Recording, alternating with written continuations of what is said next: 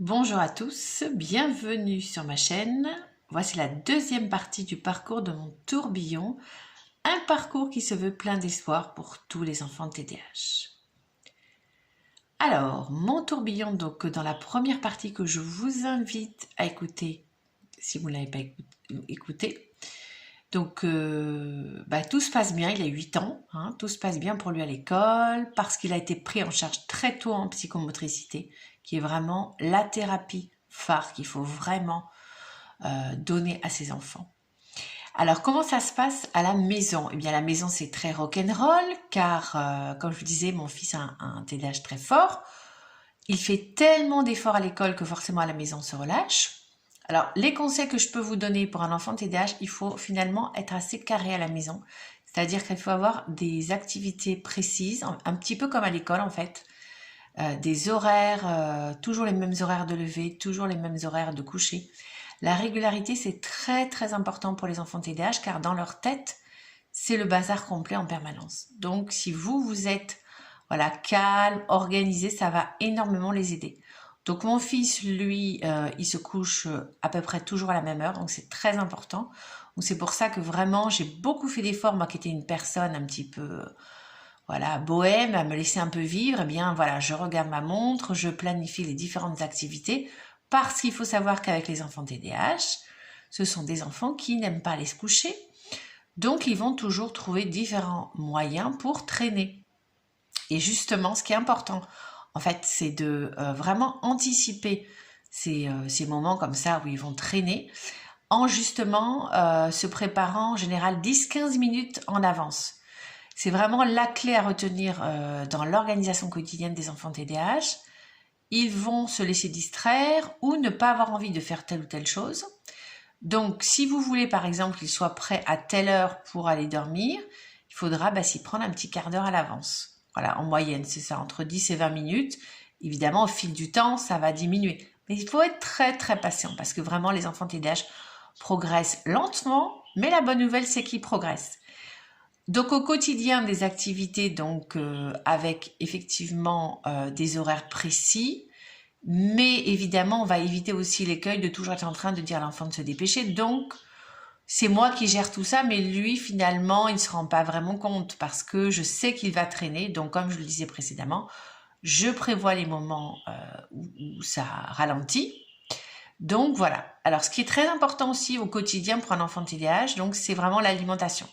Une alimentation équilibrée avec des fruits, des légumes, c'est vraiment important. Ce sont des enfants qui ont vraiment besoin de toutes les vitamines et les oligo-éléments pour avoir justement toutes les capacités de concentration au maximal. Et pour tout ce qui est la régulation des émotions, c'est vraiment aussi important. Il faut aussi éviter vraiment le plus possible le sucre. Manger des produits sains, donc c'est ce qu'on fait chez nous. On évite vraiment les plats préparés, surtout les plats avec de la viande, qui sont en général bourrés d'exhausteurs de goût, de conservateurs. Donc ça, c'est très très mauvais. Tout ça, finalement, ça ne fait que augmenter les symptômes du TDAH. Ça ne les crée pas, bien sûr, mais ça les augmente.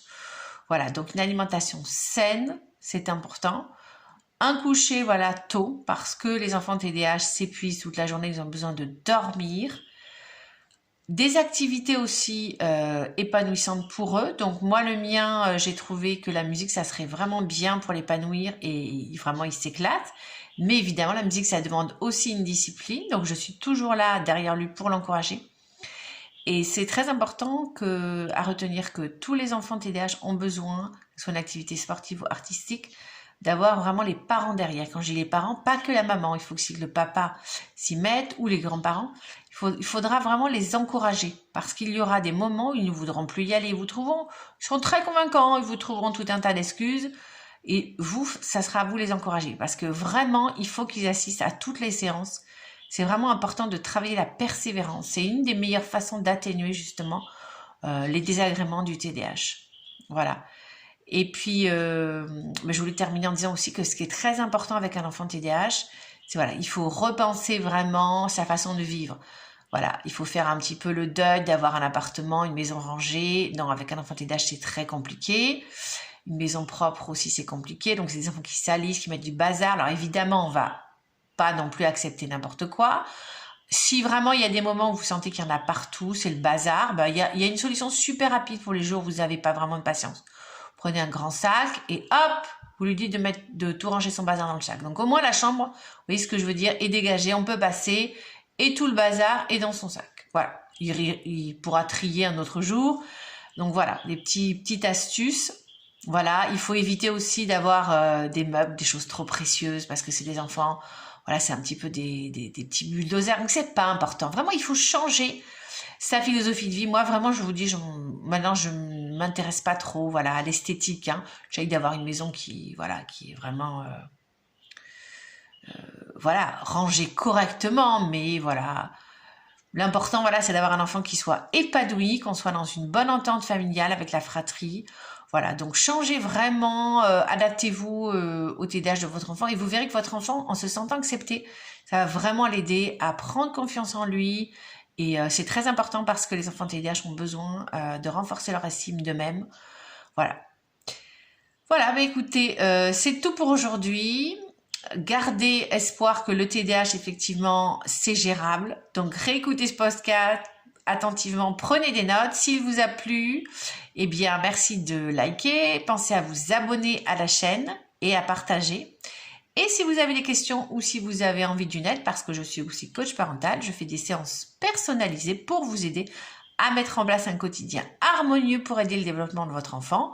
Mes tarifs sont accessibles à tous, donc n'hésitez pas à me contacter.